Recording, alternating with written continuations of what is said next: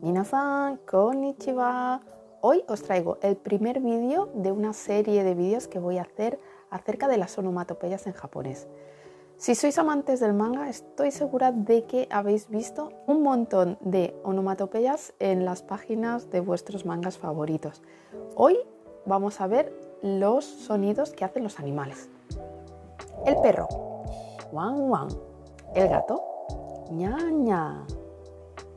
El pájaro, pio pio. El cerdo, bu bu. Y mi favorito, el gallo, coque coco.